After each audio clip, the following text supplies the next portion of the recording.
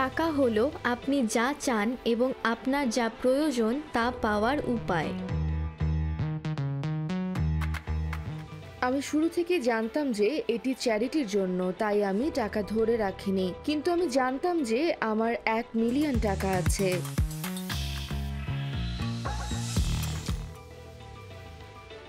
বেঁচে থাকার মৌলিক অধিকারগুলো আর্থিক ক্ষমতা দ্বারা পরিচালিত।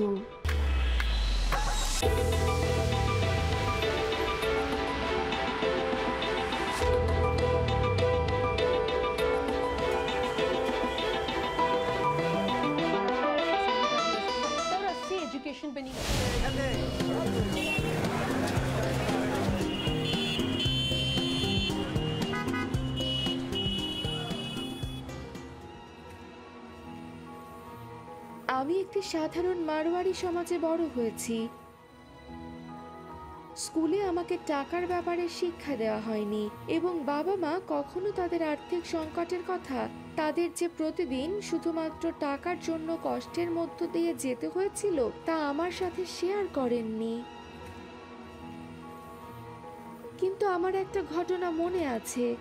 আমার বয়স ছিল প্রায় 13 বছর আর আমি গণিতে খুব কম নম্বর পাচ্ছিলাম। আমার বাবা বললেন, আমাকে তোমার হাত দেখাও। আমিও হাত দেখালাম। বাবা বললেন, আমি চাই না তোমার হাত এমন হোক। আমি শিখা মিত্তল। আমি ভারতের দিল্লিতে থাকি। আমার বয়স 38 বছর এবং আমি একজন সামাজিক উদ্যোক্তা।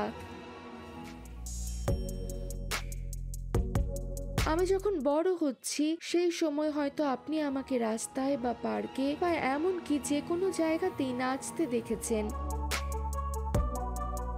কিন্তু নাচকে যখন পেশা হিসেবে ভাবতে শুরু করলাম এবং এই আমার চিন্তাটি বাবার সাথে শেয়ার করলাম, তিনি বললেন, ঠিক আছে, তুমি যদি 2টো বাচ্চা বড় করো এবং তোমার স্বামী তোমার সাথে না থাকে তাহলে কি হবে? এই একই সম্পদ দিয়ে কি তুমি তাদের বড় করতে পারবে? তুমি কি তাদেরকে তা দিতে পারবে যা আমি এবং তোমার মা তোমাকে এবং তোমার ভাই বোনদেরকে দিতে পেরেছি?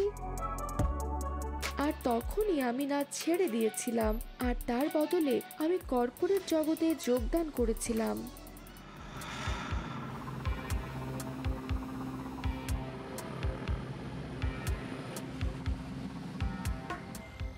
আমি ফিন্যান্স ইন্ডাস্ট্রিতে প্রবেশ করি কারণ আমি টাকা উপার্জন করতে চেয়েছিলাম। আমি ওয়াল স্ট্রিট সিনেমাটি দেখেছি এবং এটি আমাকে অনুপ্রাণিত করেছিল যে এটি অর্থ উপার্জনের উপায়। আমি এলডেনি টুটিয়ানা জুসাত। আমি একজন বিনিয়োগ ব্যবস্থাপক এবং আমি মালয়েশিয়ার কুয়ালালামপুরে থাকি। আরামদায়ক পরিবেশে আমি বড় হয়েছি। আমি জানতাম যে বড় হয়ে আমার নিজের টাকা আয় করতে চাইব এবং আরামদায়ক জীবন কাটাতে চাইব।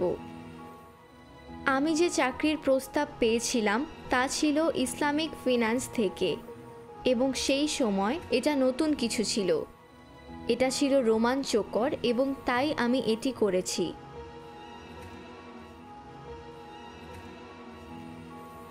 যদিও আমি স্কার্ফ পরি না, আমি নিজেকে একজন নিবেদিত প্রাণ মুসলমান বলবো না।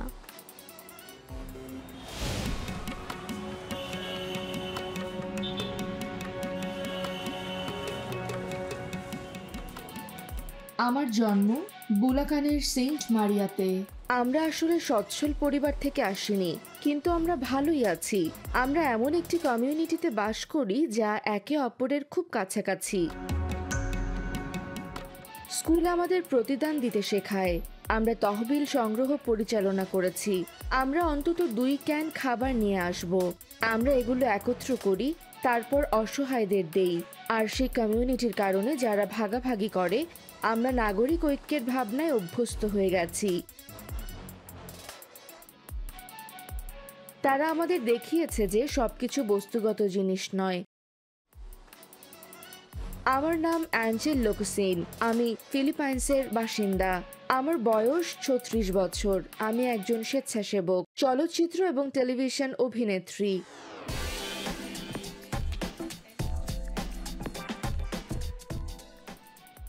যখন আমি প্রথম চাকরি পেলাম, আমার বাবা আমাকে ভাড়া দিতে বললেন। তখন আমি বুঝতে পারলাম যে তিনি আমাকে শেখাচ্ছেন কিভাবে টাকার ব্যবহার করতে হয়, যেন এমন না করি যে আমার টাকা আছে, আমি অপ্রয়োজনীয় যে কোনো কিছুতেই খরচ করতে পারি। এটি আমার ওপর একটি বড় প্রভাব ফেলেছে।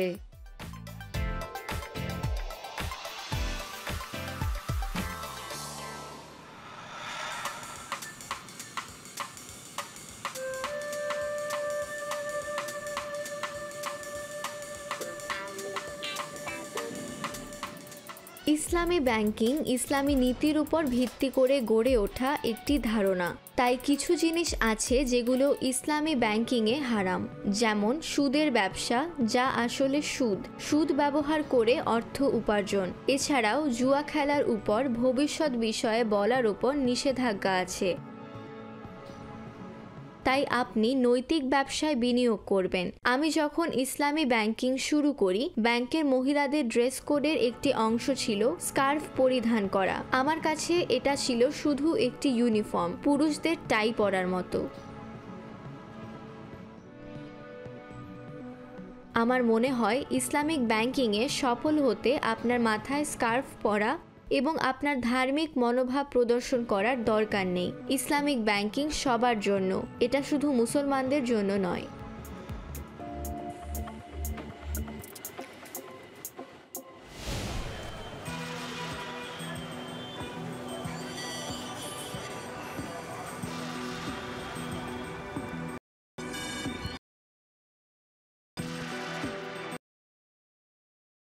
কর্পোরেট জগতে আমাকে যৌন হয়রানির শিকার হতে হয়েছে। বছরে প্রায় 14টি চাকরি বদল করেছি।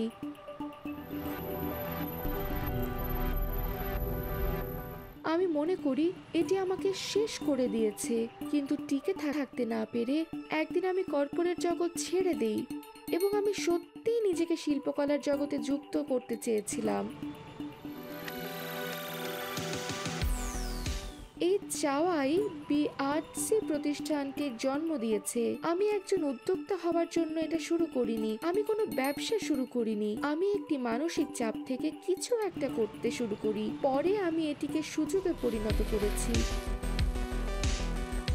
আমরা রাস্তায় থিয়েটার করা প্রথম কোম্পানি।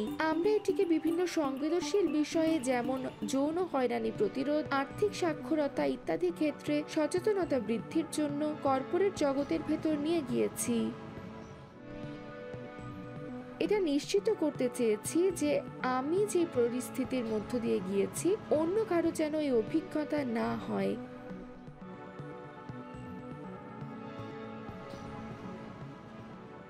আমি যেখানেই গিয়েছি লক্ষ্য করেছি যে অনেক বৈষম্য রয়েছে। আমি মনে করি ভারতে পুরুষতান্ত্রিক ধারার মানুষেরা চিন্তা করে যে নারীদের কখনোই আর্থিক স্বাধীনতা দেওয়া উচিত নয়, কারণ যখনই সে আর্থিক স্বাধীনতা পাবে তখন সে তার নিজস্ব পছন্দ অনুযায়ী চলবে।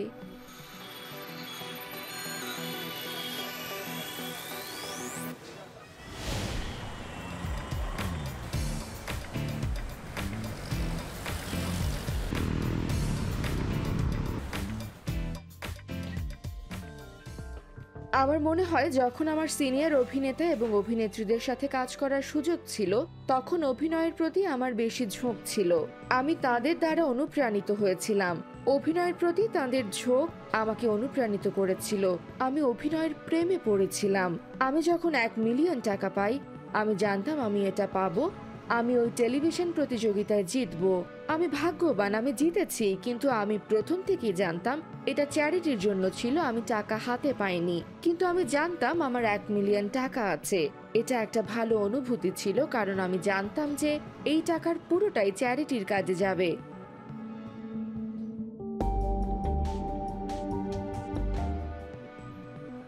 আমি শুধু এটা পরিষ্কার করতে চাই যে আমি খুব ধনী নই। আমি সুখী, কিন্তু আমি কোনো ধনকুবের নই। আমি এখনো সরল জীবনযাপন করি। পার্থক্য একটাই, এখন আমার একটা বাড়ি আছে। আগের তুলনায় এখন আমার বিনিয়োগ অনেক বেশি, কিন্তু আমার ব্যক্তিত্ব এবং জীবনধারা এখনো একই রকম আছে।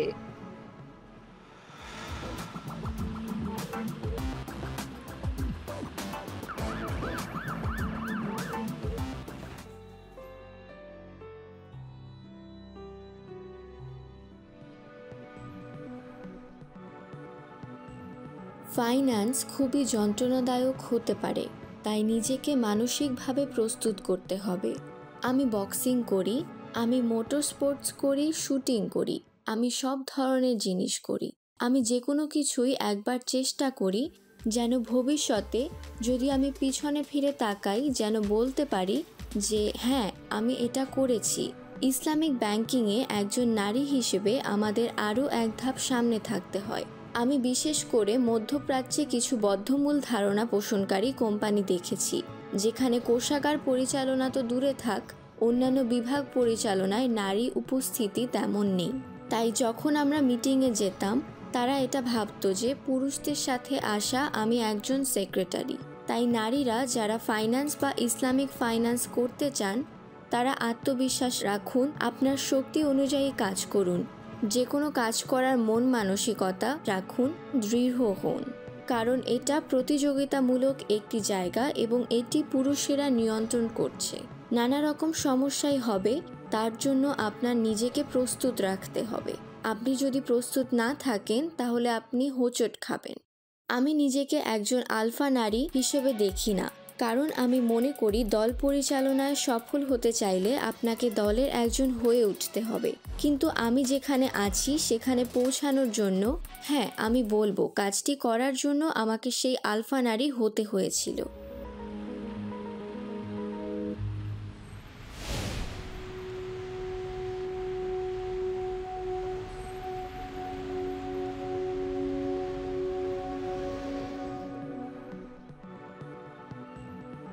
যে দাতব্য সংস্থাগুলোতে দান করছি, আমি আসলে তাদের বিষয়ে কথা বলতে চাই না।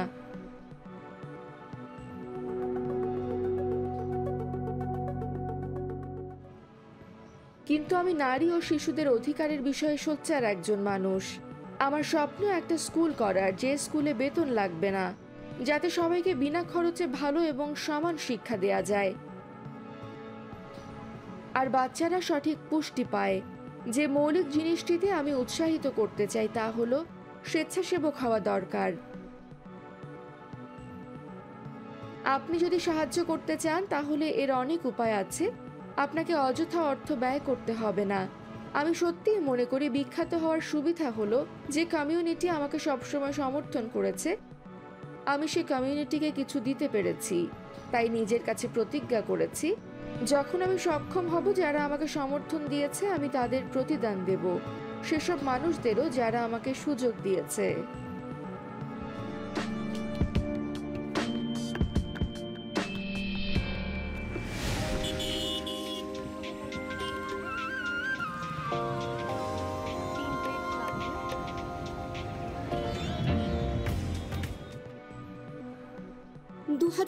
সালে আমি বি ইওর ওন লক্ষ্মী নামে একটি আর্থিক সাক্ষরতা পূর্ণাঙ্গ কোর্স চালু করার সিদ্ধান্ত নেই। অত্যন্ত গর্বের সাথে শেয়ার করছি, এটি নারীদের জন্য ভারতের প্রথম আর্থিক সাক্ষরতা কোর্স। এখন আমরা বি ইওর ওন শক্তি নামে পূর্ণাঙ্গ কোর্স চালু করছি। ইতোমধ্যে 500 জনেরও বেশি নারী এই কোর্সে অংশ নিয়ে আর্থিক সাক্ষরতা অর্জন করেছেন। তারা ইতোমধ্যে আর্থিক পরিকল্পনা করাও শুরু করেছেন।